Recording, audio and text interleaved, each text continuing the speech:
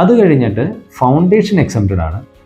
പണ്ട് direct entry റൂട്ടിൽ നേരിട്ട് CA ആർട്ടിക്കിൾഷിപ്പ് ചെയ്യുകയാണ് ചെയ്യുക.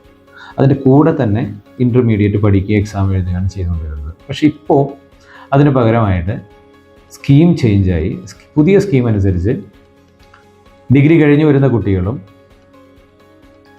ഇൻ്റർമീഡിയറ്റിന് രജിസ്റ്റർ ചെയ്യുകയാണ് ചെയ്യുക. ഇൻ്റർമീഡിയറ്റിന് രജിസ്റ്റർ ചെയ്ത് ഈ 8 months സ്റ്റഡി പീരീഡിൽ പഠിച്ച് ഇൻ്റർമീഡിയറ്റ് ക്ലിയർ ചെയ്ത് കഴിഞ്ഞ് ആർട്ടിക്കിൾഷിപ്പ് കംപ്ലീറ്റ് ചെയ്യുന്നു. ഫൈനൽസ് ഫൗണ്ടേഷൻ റൂട്ട് പോലെ തന്നെ ചെയ്തു പോവുകയാണ് ചെയ്യുക.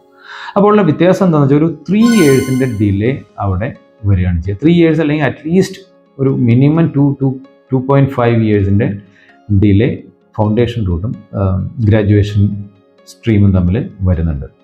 അതുകൊണ്ട് തന്നെയാണ് നോർമലി ഫൗണ്ടേഷൻ റൂട്ട് തന്നെയാണ് വെൽ പ്ലാൻഡ് ആയിട്ട് CA കോഴ്സിന് അപ്രോച്ച് ചെയ്യുന്ന കുട്ടികൾ ചെയ്യേണ്ടത് എന്നുള്ളതാണ് നോർമലി അഡ്വൈസ് ചെയ്യാറുള്ളത്. പക്ഷെ അപ്പോൾ വരുന്ന കൺസേൺസ് ഇതാണ്. പാരൻസിൻ്റെ